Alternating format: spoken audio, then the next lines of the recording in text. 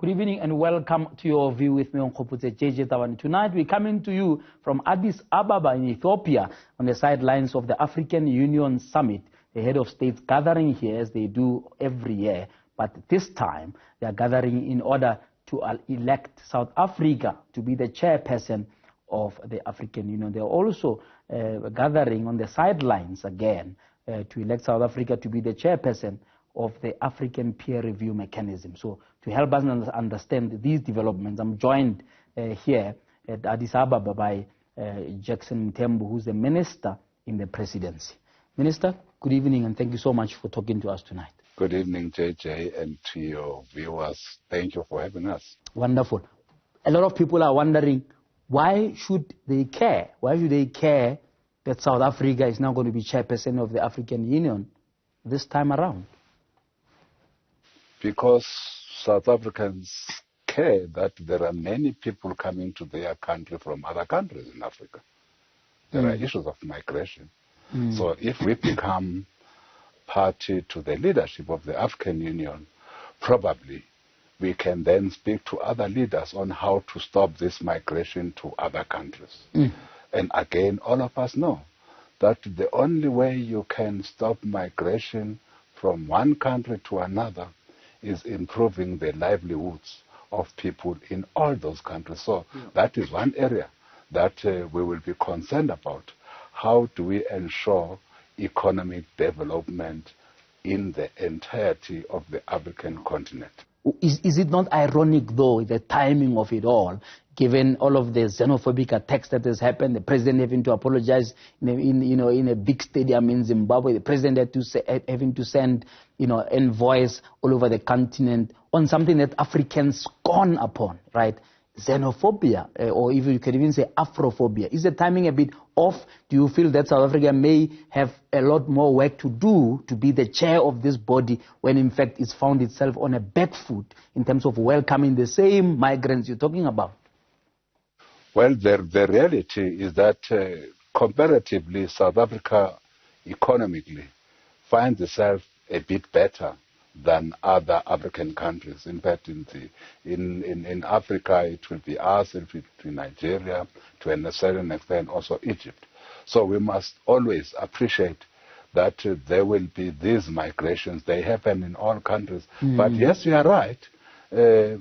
Can we deal differently with all people who come to our country from other countries? We think we should. But the first start, like we have said, can we improve the economies of countries in Africa? Can we use the competitive advantages of all our member states in the African Union so that we are able to trade with one another? Again, we have now the African Free Trade Area. Yes. Let's use our competitive advantages to trade amongst ourselves, of course, using the mechanism that we have created now. But again, still a long way to go in improving our economies, but there must be a start.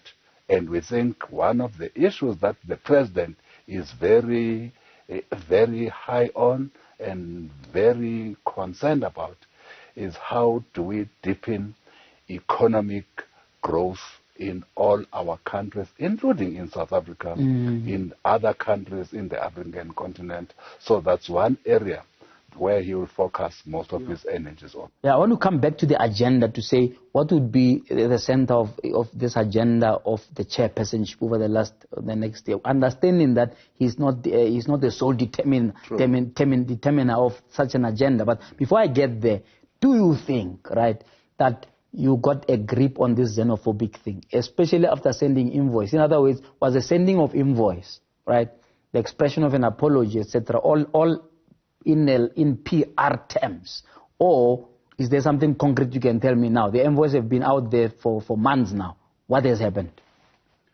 Well, you will know that there also been discussions amongst the heads of states on these issues of migration. Yes. Migration is not only happening to South Africa, they happen to other countries as well. At issue, how do we manage migration as a continent? And there are serious discussions around these issues. After we have sent the envoys, all other heads of states are saying, how do we deal with this reality that faces us in our face? That's where we are. There are discussions among countries on migration. There are discussions among countries. How do we ensure that we also build collaboratively, using our competitive advantages, economies of other countries so that we are able to trade amongst each other as a continent? Yeah. Do you feel, right, that sending out those envoys, right, have done something concrete to, in a way, to lower the temperatures? I mean, we're hearing for the first time, unlike in 2008 where a similar incidents happened, that people like in Nigeria, for example, in particular, were beginning to shut down South African shops. We're beginning to harass South Africans doing business in those countries, etc. Because they are saying, well, South Africans looks like they are used to this. Do you think those temperatures have been lowered? Are we now in full dialogue with those countries? We are speaking to ministers, as you will know. In my area of work, I'm responsible for Presidential Infrastructure Championing Initiative, which is the rolling out of infrastructure throughout the length and breadth of our continent. In the work that I do, I am in communication with other ministers in other countries. So there is appreciation of these difficulties in all countries.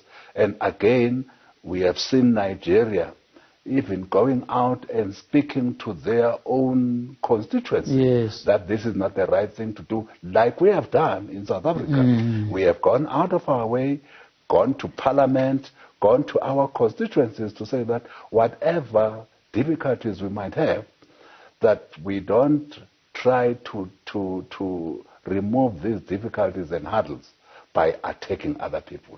We think that message is sinking, not only in the South African context, but also in all countries. In fact, there have been less and less attacks on foreigners, as you will know, in our country, but equally, there have been less and less attacks on South African businesses in other countries. So we think that the sending of envoys has indeed given us some benefits. All right. Now let's go back to the agenda now of being chairperson of the AU. Remember, the last time this happened was around about 2002, and I'm speaking under correction there, when the AU then turned into AU, maybe the first chair, and notable in that agenda or in that period was the whole issue of NEPAD. Right? And then also the APRM. I know the APRM also was under the leadership of President Mbeki, the sentiments of African Renaissance. So there was a bit of what one can call clear and concrete leadership of putting certain things on the table that were not there, and they became present, and even became a flavor of the month because South Africa was taking the lead. Fast forward now to 2020, right? What can we expect? What will be the signature, right, of President Ramaphosa's leadership of the AU and even leadership of NEPAD and APRM? Without, you'll know that he's still going to be elected. You know that he's still going to be elected to the AU chair. So we think it might not be politically correct for us to speak what he will do until he's elected and he's able on his own. By the way, he'll speak to you. In fact, I'll make sure that he comes to this JJ Tabane show to say what is it that he's going to do as the AU chair. But broadly, broadly speaking, and again, that's not necessarily saying what will be the focus areas of the president. One issue that the continent is grappling with is economic growth. The continent as a whole, just like us in South Africa, were also grappling about unemployment, issues of unemployment. And how do we then deal with these matters? We are grappling with issues of women empowerment. So that as a continent, we must be a shining continent that appreciates that we can benefit from the use of the majority of the species in our continent who are women. Unfortunately, we have not taken advantage of this thinking. So I believe that among others, the president will be very big on issues of job creation, on issues of growing the economy, but on issues of empowering our women and all vulnerable groups in our continent. Of course, you are right. Yeah. He cannot do so alone. Yes.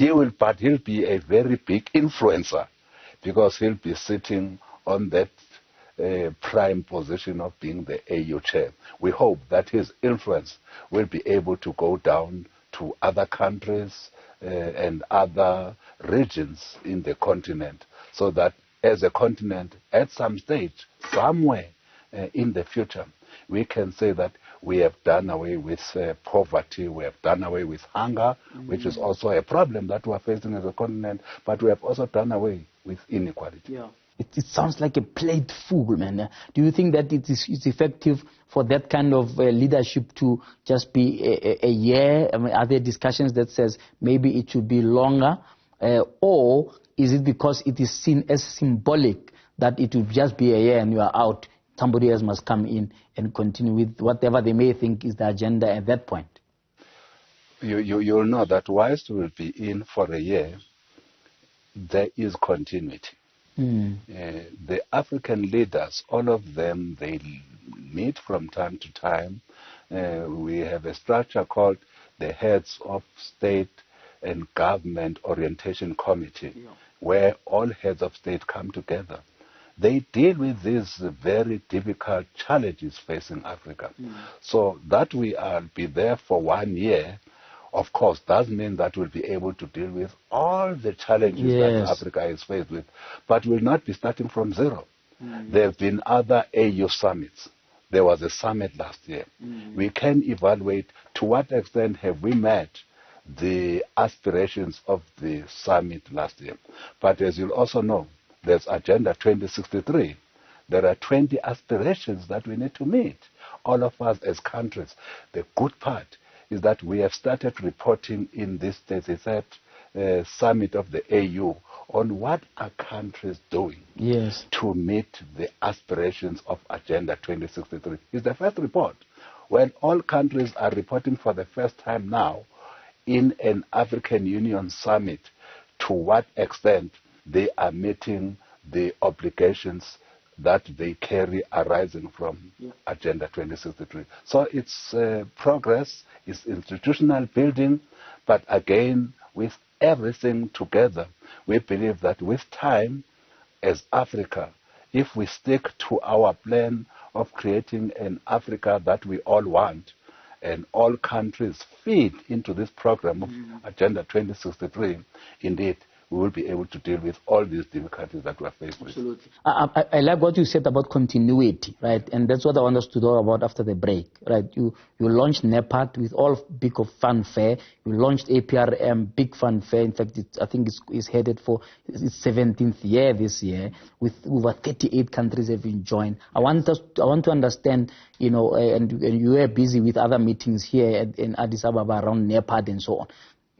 Nobody ever hardly speaks of NEPAD these days. And I want to understand what on earth is going on there and how will all of this hang together with this new responsibility. We're talking to Jackson Mthembu, the minister in the presidency, on the sidelines of the African Union Summit of the heads of states out here in Addis Ababa.